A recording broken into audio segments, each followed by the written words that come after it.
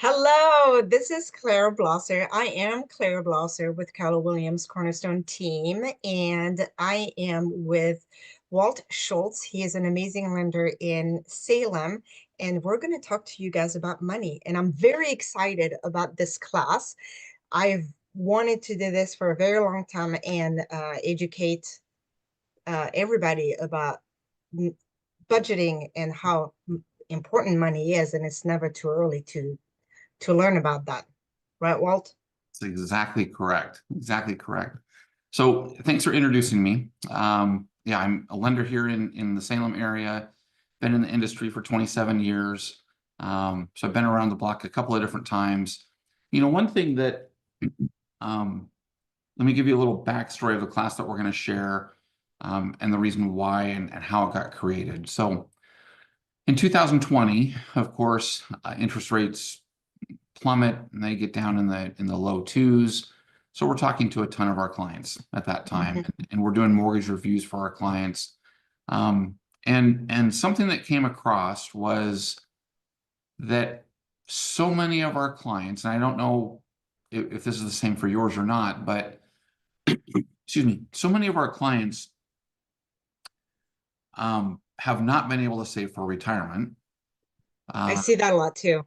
Yeah, in fact, when I went through with my team and we kind of analyzed a lot of our clients, we had about five clients, and imagine how many clients we have over 27 years.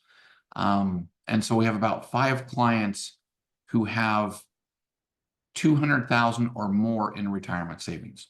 Oh, And so out of that, um, we looked and we've got around 10 clients, maybe 15 clients that have about 100,000 or more in retirement. mm-hmm.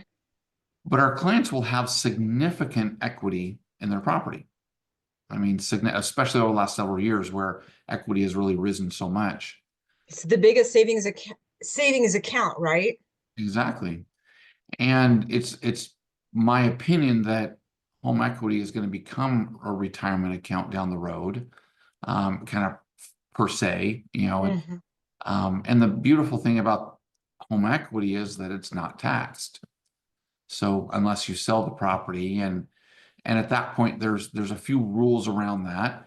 If you make over $500,000 worth of profit from a property, then you're going to pay some taxes, even if it's owner occupied. If it's owner occupied less than 2 years, you're going to pay some taxes. And of course, if it's investment property, you'll pay some taxes. So there's times that you'll pay taxes on that, but for the majority of people, they won't pay taxes on it. Yeah. Um, and so, Always talk to your accountant too, though. oh, exactly, exactly. So I really started to look at home equity, and there was a group of us that started talking about really fiscal literacy principles, because we were teaching our clients at that time. I had one client that single mother, working for the state of Oregon, less than 30 years old, that in the refinance, we were saving her $1,500, Mm-hmm. $1,500 a month. And so significant amount of money. Wow. Now she has PERS, and so, so she has some retirement there. But, out of that, she really doesn't have any other retirement savings. And so one thing that we talked to her about, and she wanted to stay in her house for 5 more years. And so we said, okay, great, take $1,000 out of the 1,500 and let's invest it with the financial planner. Yeah. Just start investing it in a high yield, whether it's a money market account, and we'll talk about that later today, or whether it's, whatever it is, let's start to make a higher yield on that. And then she said, oh, and I can take that money and put it down on my next house in 5 years. And I said, well, instead of doing that, why don't you take the additional equity that you'll have from the sale of your property, that we're not wrapping up in a refinance right now, but take that additional equity and put that down towards the house. But let's take this, and it ended up being around 72,000 with an 8% return over 6 years or over 5 years. So let's take the 72,000 and let's put that into an investment plan. And then I showed her how that money grows and compounds over time to be over $1 million. Nice. And that was over a 30-year period. And she literally broke down and she's like, well, that's exactly what I need, because I don't know that Social Security is going to be there for me. And Social Security is supposed to be bankrupt in the year 2035. I saw Medicare now is going to be bankrupt in this, in this block of time in the 2025, 26, 27, 28 range. So what does Okay. that mean? I really don't even know what that even means. We've never had an agency like that go bankrupt. And so a group of us professionals started talking, and we looked at what can we do to really help change and make the biggest impact upon people's lives. We do that through the mortgage, and we do that through mortgage planning, and we really look at a holistic approach through the mortgage. Yeah. So, but from there, then, what could we do to make the biggest impact? And we came to the conclusion that really it was teaching fiscal literacy principles. We found that 75% of Americans lose sleep over retirement. Yeah, I believe it. We found that um, most Americans, I forget the statistic behind it, the numbers behind it, but it's a staggering number. Most Americans, when asked if they had a situation that costs an extra $1,000 in a month in their household, they would not be able to pay for it. Yeah. Whether that's a hot water heater or something that goes out, whatever. That emergency fund is not there. Emergency fund isn't there. And a lot of people, they just don't think about those things. And so now when I went to school, I had to have economics to graduate. And how was it for you? Well, mine was a little bit different. So I grew up in France, and we didn't have those types of classes. And when I came to America in 96, um, I, I was lucky enough to skip the junior year American history class. But so we didn't have Yeah. So, and today, economics isn't taught in high school. that. It's not, no. And so a lot of our younger population, they're coming out of school and they're not knowing how to balance a checkbook. Yeah. They don't even know what a check is, which No, they have no idea how to write most, one. yeah, most of the time we don't even write checks anymore. Um, in fact, I had to write a couple of checks just recently to some work that was being done on my office, and I had to hunt around for the checkbook. I was like, where is that thing? So we just queue it up online and do that. And a lot of people go through a budget. Their budget is, how much money do I have in my bank account? They'll look and say, oh, my budget is $600 left for the month. It's so Yes, which is not a good strategy. not a good strategy. So, and then it doesn't help you plan for retirement and that. So really, there was a couple of my friends that they took this one step further. They created First Home IQ, which is a nonprofit that I forget how many originators in the U.S., how many loan officers in the U.S., and also realtors that have joined up. And so one thing that we do now is we donate a portion of every closing that we have to First Home IQ.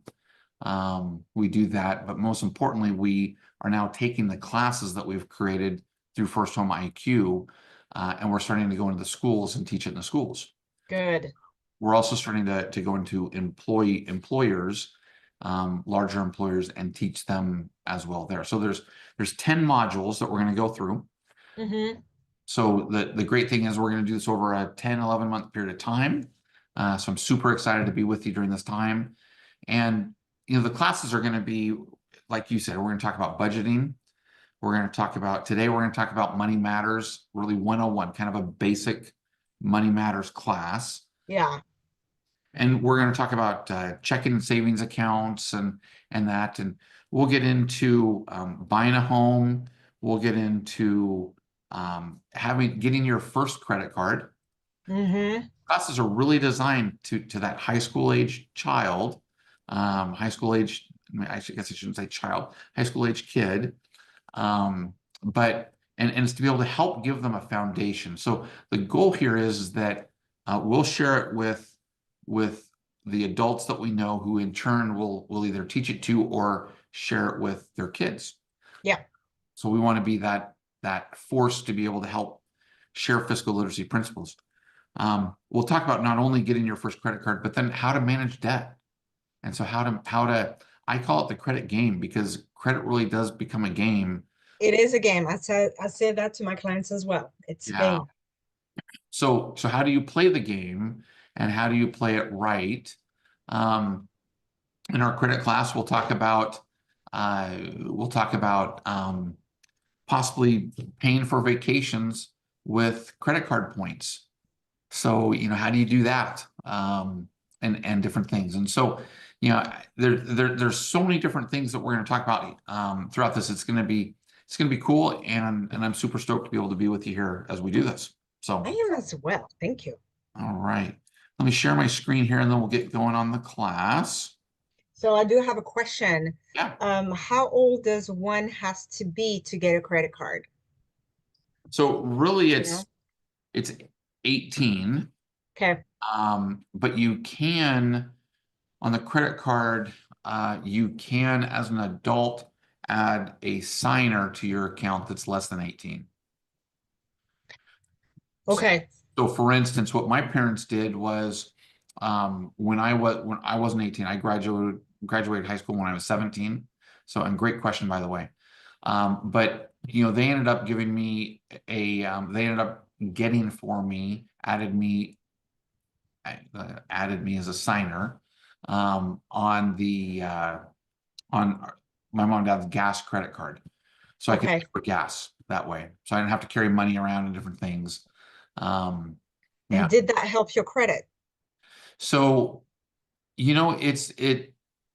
We'll talk more about credit in the future here.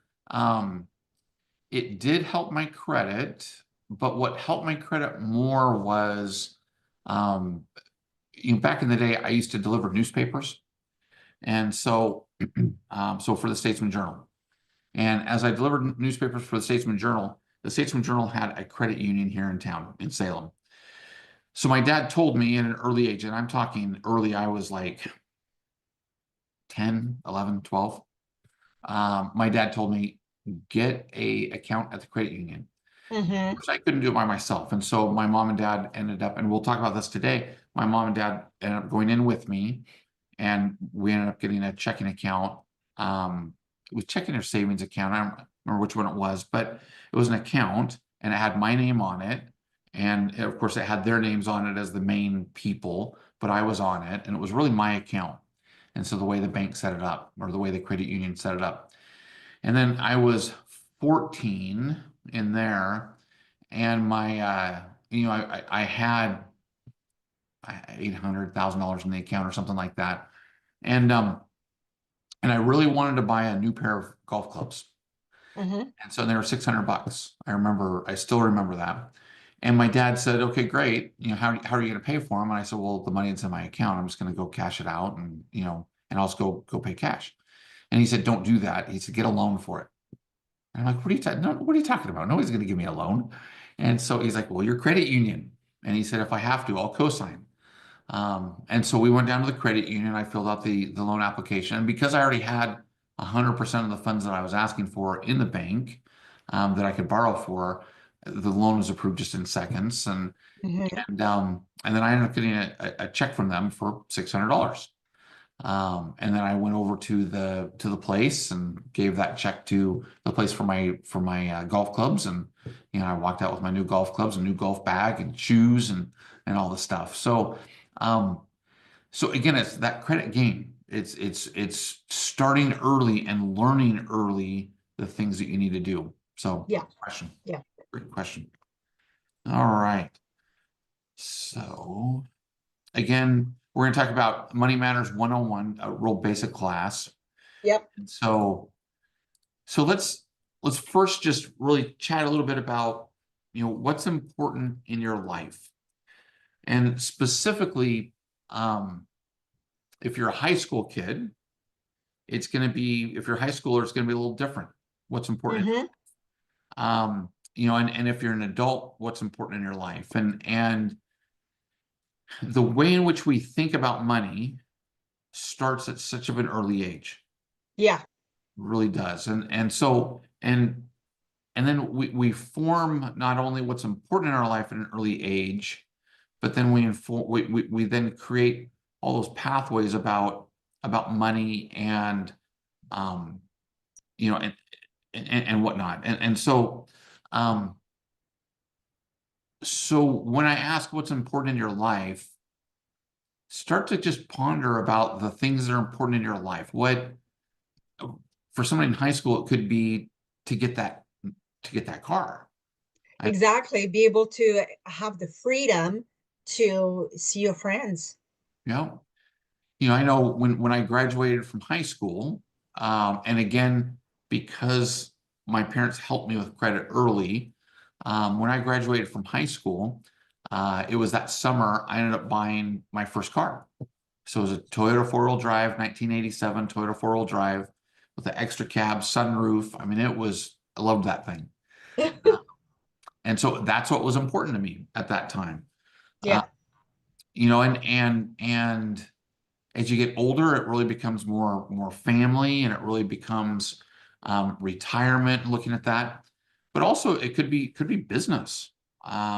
What's important. And so as we start to create what's important in our life, and we need to have certain accounts for each one of those things. And so family, what does that look like? Personally, what does that look like?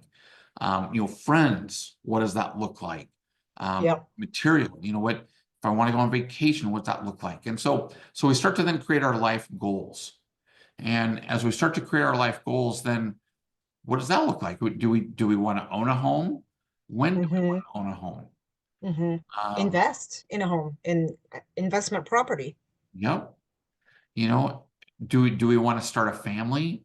When might we want to do that? Do, travel. do we like to travel? And so, what are the things that we can do to feel more secure financially? Now, one thing that we teach our clients is we really start with a four-step plan, and we follow this four-step plan really from Dave Ramsey. There's a lot of what Dave Ramsey teaches I really like. Mm-hmm. Some things that he teaches I think would be ideal, but they're just not realistic for today's lifestyle. Yeah, So I the agree with that. the things I really like is, and this is what we teach our clients, is that the first step is we want to help our clients achieve a 3 to 6 month account that has living expenses in there. Okay, yep. So now for somebody in high school, that could be, a couple $100 worth of living expenses on a monthly basis. So, it could be $600, it could be $1,200. Um, so we start to establish that account, and that's just money that we don't want to touch. It's money that we want there just Mm-hmm. in case something happens. And you'll find that you live differently when you have that 3 to 6 months worth of reserves in the account. Sleep From a there, the little better, second, huh? what's that? You sleep a little better. You sleep a little better, which is a good thing, right? Yeah. So the second thing then is we want to have no debt. So we want to be debt free. Now, I term debt free, and I want to get your opinion on this. I term debt free as being, I think that that mortgage is good debt. I Agreed. think that student loans are good debt Okay. for the right person. And so there's a lot of trades right now that really need people. And you can make a lot of money. I mean, 6 figures plus in these trades that don't require a college degree. Mm-hmm. So, but, you know, for the right person, I think student loans are important, Mm-hmm. or maybe vocational loans are important, whatever. Uh, Yeah. for to teach what you need to learn. Um, and I go back and forth on this one, and I think ultimately auto loans, even though it's a depreciating asset, I think anymore we're kind of forced to have auto loans, or auto loan, hopefully, just one. where I think it's harder and harder for people to, because autos have become so expensive, it's harder and harder for people to save enough money fast enough to pay cash for a car. What do you think? Yeah, it's really has become a thing of the past. Or, maybe if it's someone's very first car, mom and dad are going to pay cash for one. But I agree, when you become an adult, you most likely will get a loan for the car. Yeah. So, um, now on that, one thing I want to say is that watch auto loan debt. If you Mm-hmm. talk more about this.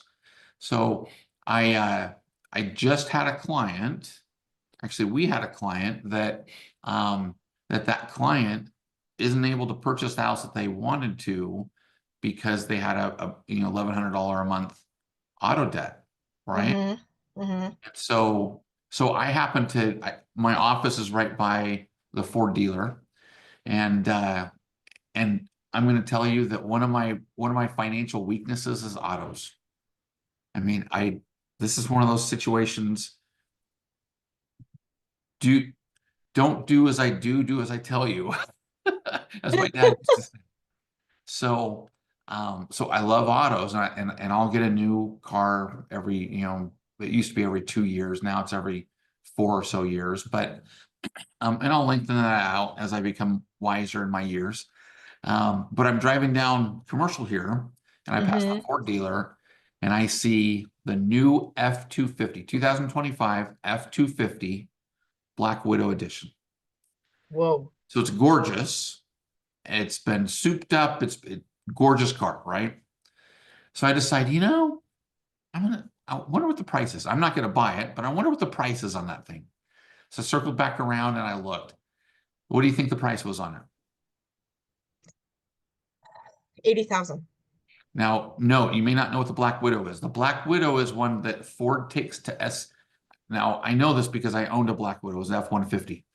So they send it to SCA Performance, which is in Georgia. Okay. SCA Performance then soups up the exhaust, the engine, um, and does a bunch of modifications, about $30,000 worth of modifications to the car. And then Okay. they send them, so it's, suspension, it's a lift, it's wheels, tires, I mean, all of it. It's about $30,000 that they typically do. So what do you think? Are you still with 80,000? No, I would go 120. You're really, really close. It was 115, it was like 115.8. Super, super close. So it got me thinking, That's a lot of money. it's a lot of money. What would a payment be on $115,000? Yeah, I'm curious. That's the price of a manufactured home in a park. Uh-huh. So a payment on 115,000 Mm-hmm. on a 84-month loan, which I think is the longest auto loan you can get. Mm-hmm. Roughly, I think it was 6.5% that I did, which, going rates around 7.5 or whatever around these days. But I think I did 6.5. It was $1,710 a month. Now you equate that into a mortgage payment. What would $1,710 a month be in a mortgage payment? It would be equal to roughly a $270,000 mortgage. Yeah. So on an auto loan, you really want to watch, okay, discern between needs and wants. And I think it's okay to get some of your wants in the car, but do you need that $115,000 car? And when is the right time to buy that $115,000 car? If Ugh. if there is a right time to buy it. I think I for some people, there could be a right time to buy it. But I think for most of us, it's something that may not be the right thing. yeah. Certainly not the wisest decision financially. However, I don't fault somebody for buying something like that. I mean, if they're making good money in that, then they want to splurge, and maybe it's somebody who drives in their car all the time, Right. and maybe they don't have an office, and so maybe that's their office payment. Who knows? But anyway, so I go a little farther on that. So let's get back to the class. So really, how is having a plan for money important and to achieving what we want in life? So what do you think about that? Why do you? Well, I think that it is important to have a plan no matter what you do. And planning having a plan with your money. It's for the intent for your money to grow. So you can live and do whatever you want, or whatever you need to do, but have your money grow in time with you. Yep, I think that's perfect. And again, going back to that car analogy with the F-250, if you bought that on the spur of the moment, if you were making enough money and you could get the loan and everything, and you could buy that on the spur of the moment, you now just stifled yourself from doing other things in the future. Yeah. That $1,700 is not going to go towards any retirement funds. That $1,700, is going to be tied up. And one thing to remember about money is that money is either employed, you either have it employed or it's unemployed. So if you think of it that way, it's either employed in something, doing something for us, or Oh, unemployed, just sitting in an account. okay. And so when we want the least amount of money unemployed, we want to make it employed working for us. Yeah. So which takes planning. Yep. As we look at a money continuum, money mindset continuum, we really go to, and I think we can recognize clients where they're overwhelmed and stressed.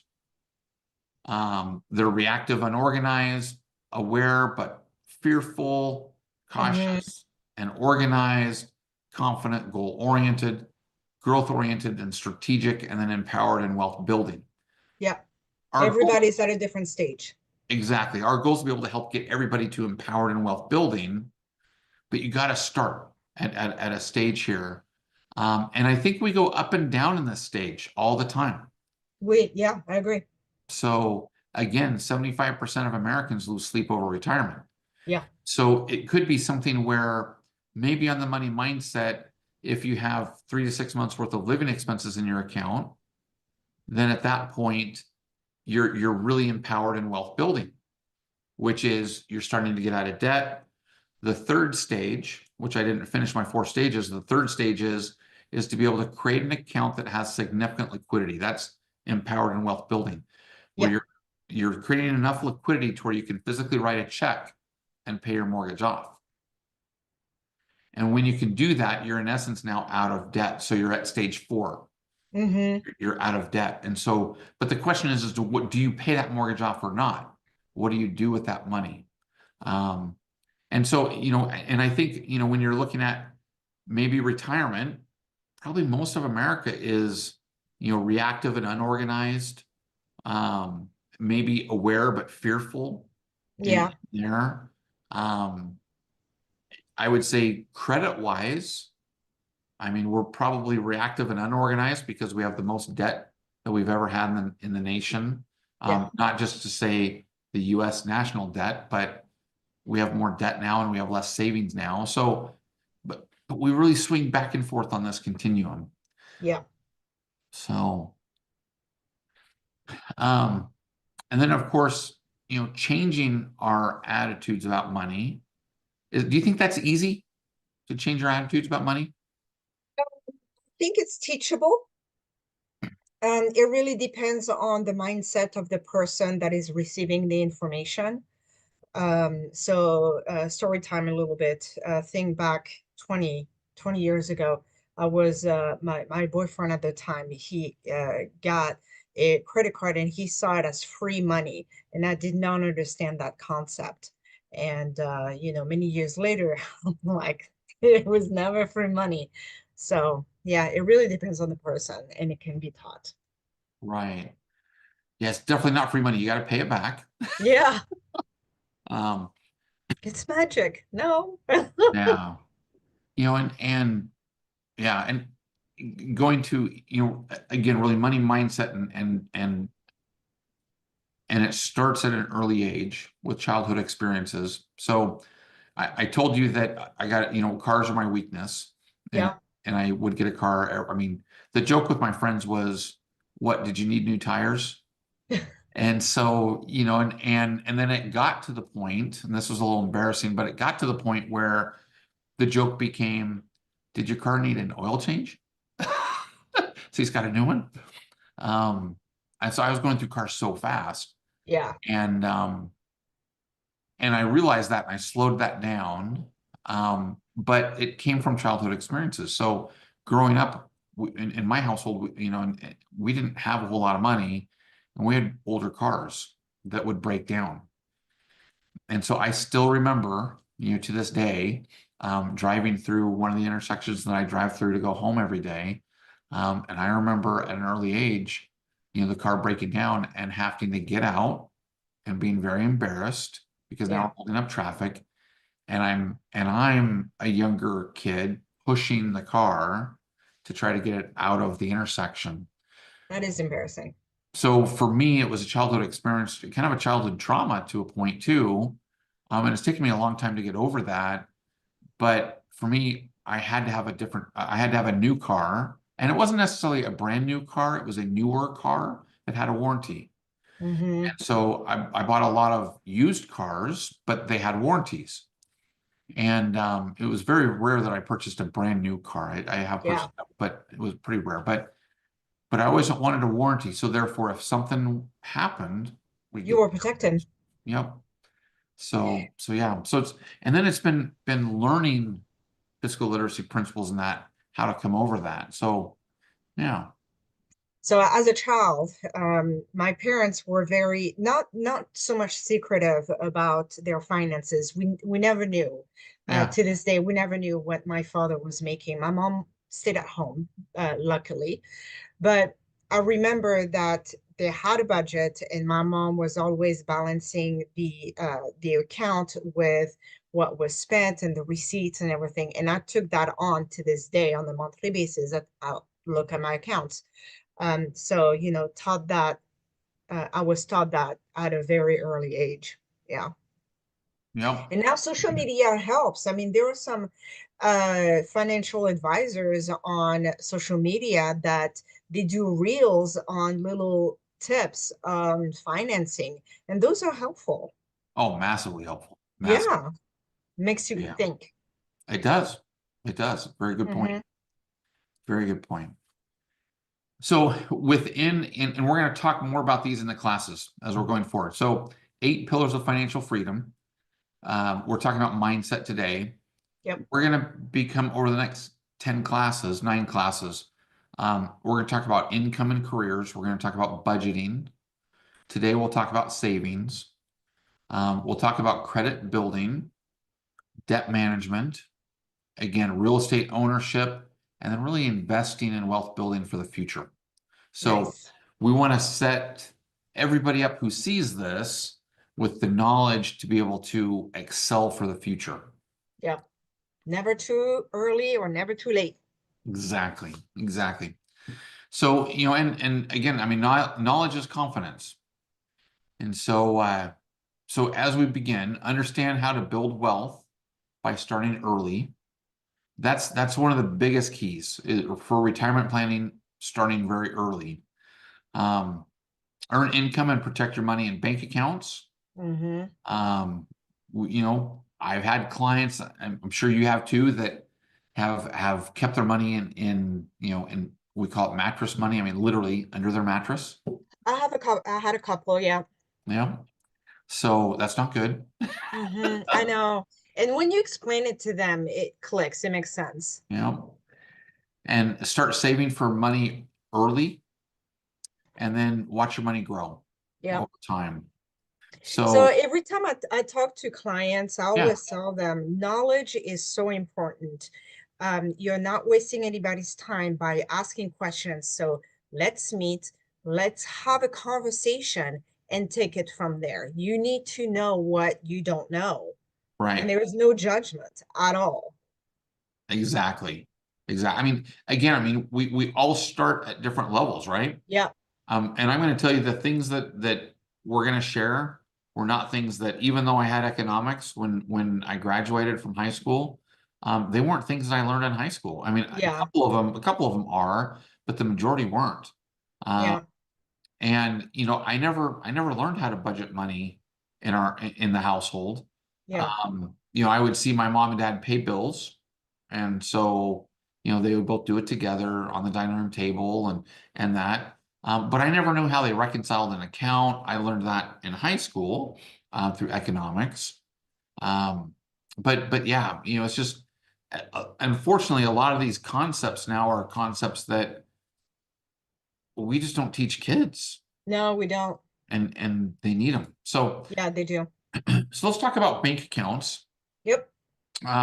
As we look at bank accounts, really, um, there's 4 reasons why we should put our money in a bank account. Now, it doesn't matter if we're a credit union, if it's a bank, whatever. There's really 4 reasons, and there's 4 ways that our banks keep our money safe. So the first one is we deposit the money into an account, and it just depends upon what type of an account. So with banks, of course, we have FDIC, right? And Yeah. those bank accounts are insured up to $250,000. So if the bank fails, if something happens, then we can get our money still from the federal government. Of course, banks have security systems. Now, would you say that a bank has a better security system than a house? Yes and no. I would say yes. So don't keep your money under the mattress if you have a Right. security system at your house. Oh, I see what you mean. I was thinking of equity of a house. Oh, Sorry. no, no, no. So no, so a bank has a better security system. Uh, Yes, for they sure. have pretty stout security systems. Um, where your house, you just don't. I mean, you put your money in a safe in the house, it can, things can happen. Well, Um, and if the safe is not bolted, the robber just take the safes and right, goes.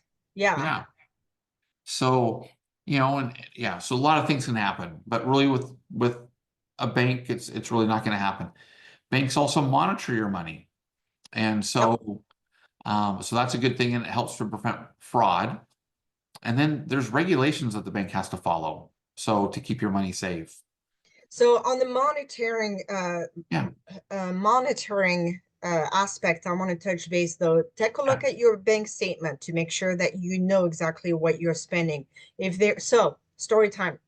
There was a charge from Amazon on my account, and I was like, Amazon Music, what? We never used that. Well, come to find out, one of us in the house said yes to Alexa, and it started charging us uh, $5.99 a month. And I was like, that's weird.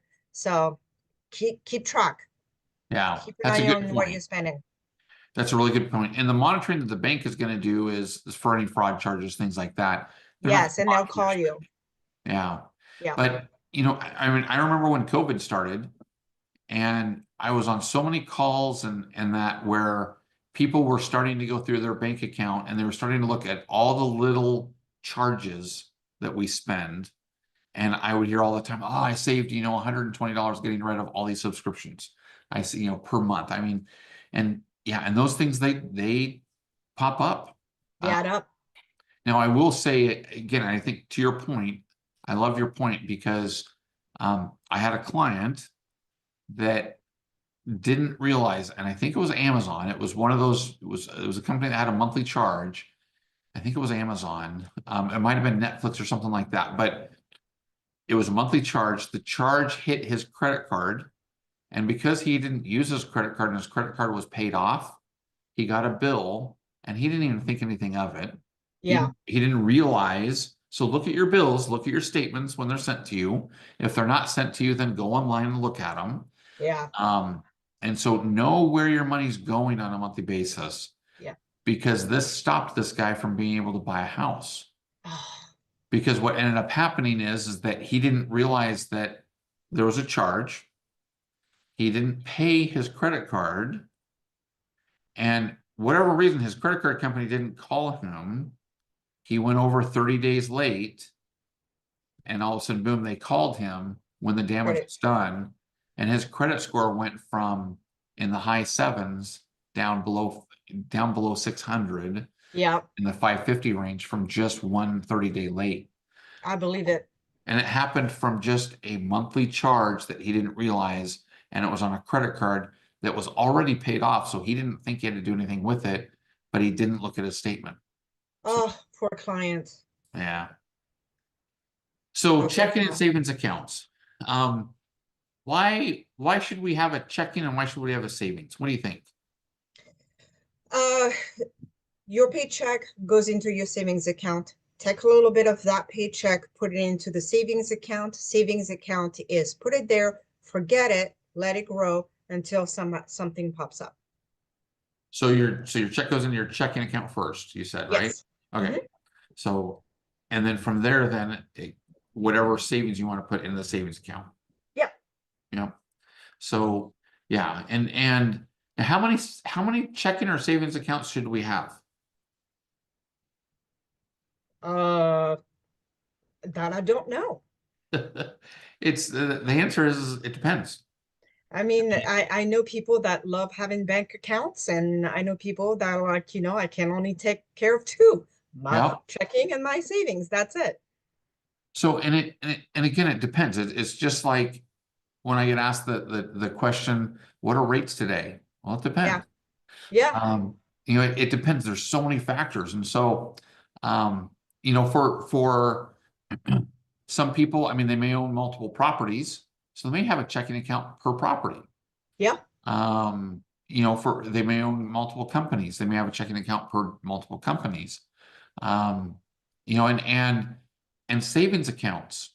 Um, you know, should we have multiple savings accounts? And again, I think it depends. You can have as many accounts. You can have a travel account, which my family and I have. I mean, you can have a general savings account. You can have just a slush fund savings account that this is our mad money to do whatever we want. You can have a you can have a donation account that maybe you put money in and maybe you grow that money and maybe during Christmas you want to donate it to a charity or maybe you want to go buy a bunch of Christmas presents. It's Yeah. whatever you want. So there's no right answer. Now, again, just as you said, really with a checking account, that's where you're going to hold your money for your food, your car expenses, your personal care. I mean, your bills. Everyday living. Yep, everyday living. You're going to hold it there. You're going to get a debit card. Yep. And so you can pay for things over the phone. And then for savings accounts, those are for future purchases. And and within savings accounts, there's multiple different types of savings accounts. There's savings accounts that really aren't yielding any interest. There's savings accounts that may yield a little bit of interest. And then there's high yield savings accounts. Typically, you have to have a decent amount of money in that account. There's also money market accounts. Yeah. And so in a money market account, you're going to have a little bit higher yield. And when I'm talking about a yield, I'm talking about the money that the bank will pay you for that money to just sit in their account. Um, and then there's swap accounts. And so swap accounts, very few people will ever have. We have one for our charity, for Believe in Your Community, where we have a considerable amount of money in that account. And that account swaps every night into a savings account. We get the high yield and that comes back into an account that we can pull money out of pretty quickly. Nice. So Okay. so it's a lot of different things that you can do there. The big thing is really watching your money grow. And so And that's the exciting part. yep. So sticking it in there and just watching it grow. And here Yeah. you can see a travel account, education, car, health account, house account. And so maybe you want to put money into a savings account to where you can pay cash for that car. Mm-hmm. So now the big one is how do you open an account? So you can open an account now. You can do it online. Um, you know, you're going to typically need as you go in. Let me see here. Make sure I'm not getting ahead of myself What here. I like about uh credit unions, and I have both. I have banks, I have credit unions. Uh-huh. But what I personally like about credit unions is that you walk in and you have a relationship. You can start a relationship with that banker and that teller. They really are there full time. And when you call, you actually talk to them. Yep. So, going in physically to open an account, have a conversation and build that relationship so that they know you by name will pay off in the long run. Yep. Yeah, and it depends, you know what, so so I think that's awesome advice if it's somebody that's in high school. Yeah, Um, for me, I have an account with Pioneer Trust. One of my accounts is with Pioneer Trust Bank here in town, and it's for the relationship. yeah, So I've got the loan on the building, on my office through them, and I've got an account through them. Now, their online presence is not great. I have the account for the relationship. yeah. And anytime I need to do anything, I've got to go into the bank. And and it reminds me of stepping into a bank in 1930. I know that building is beautiful. Building's beautiful. You walk in and everybody's in suits Yeah. and See, so it's the and it's human touch. yeah. And so, but it's everyday people coming in and out, Yeah. and they're friendly and everything. Now, you know, you might have an account with like a US Bank or a Chase. I mean, my main checking account, my wife and I have through Chase. And so we've got our account through there. They have a great online presence. They do. Yeah. So, But you you have might to do call a that. 1-800 number. Yeah. And but now there's Chase banks we can go into. And I'll tell you, it's every about 5 times a year that I have to go into a Chase bank. Yeah. Pretty rare. I have a good friend of mine that has a Capital One bank account. Yeah. Yeah. That was my first credit card. Now, you never go into a bank into a Capital One. No, And never. so again, it's what you're looking for. Now, whether you're doing the application online or in person, you're going to need a driver's license. You're going to need your social security card or number and proof of address. And then if you're under the age of 18, then you're going to need your parents to help you. Yep. Um, but just like you're talking about, I mean, what type of bank account do you want? Credit unions are going to typically have a smaller minimum balance that they're going to need. They're Uh, a little bit more flexible, I yeah, feel. yeah, That's with just no my fees. opinion.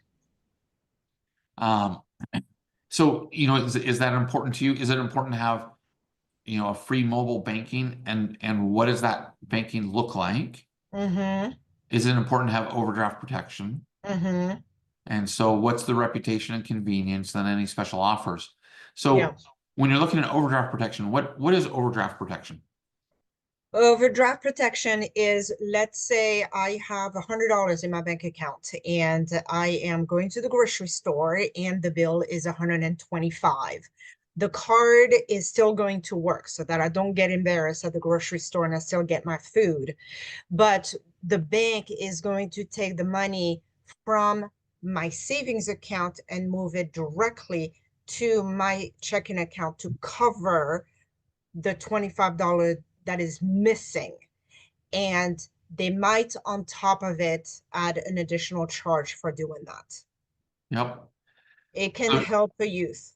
And that's the best way if you have it set up to take your money out of the savings account, put it in your checking account if you end up overspending in your checking account. Yeah.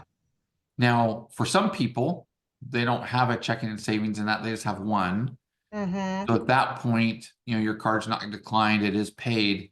But those overdraft fees for They add basically up. loaning you the money for a couple of days are very, very expensive. They are. And they usually increase each time you overdraft. And Yeah. a lot of times you're going to pay the fee not only for the bank where you're at, but then also you can end up paying additional fees on top of it. Um, so again, it can get very, very expensive. So, So that's when we talk about budget. you You know, have to budget. and it's better than overdrafting your account too, though. So It is. because at that point it can be even more expensive. Right. So our goal is really to be able to help possibly change your mindset to money or to be able to have a stronger mindset towards money, to be able to Money be is less not the stressed. enemy. Huh? Money is not the enemy. So, Correct. mhm.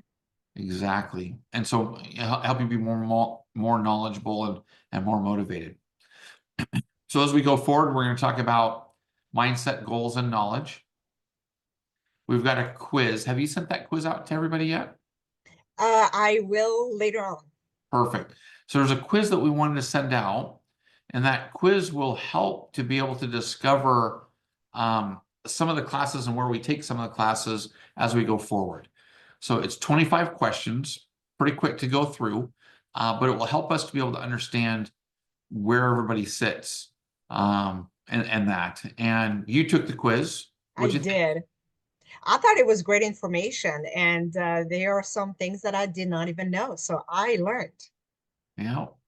So yeah, so please take the quiz. Um, and then again, as we go forward, we're going to talk about the psychology of money, financial planning basics, credit card and debt management, rent versus buy strategies, and then the path to homeownership. Mm-hmm. And if you're watching this and you haven't gotten the email from Claire, please just go ahead and scan right there, and that will take you directly to the test. So if you're watching this online and you don't have, you don't have a link from Claire or myself, then please just go there, take the test, and then reach out, and we'll help you out. So, any And last questions or any last i- thoughts? and if you want it, if you want the link into your email, all you have to do is call me, text me, or message me on social media, and I'll be able to provide that for you. Perfect. It's a fun test. Perfect. So how do Yeah. you feel everything, is there any last thoughts that you want to share today with everybody? Just how exciting this journey is going to be. We're going to be able to learn about money, and this is going to be a really, really good year Definitely. for everybody in the family. Definitely. Thanks for joining us, and we look forward to seeing you next month. See ya. Thank you. See you next month.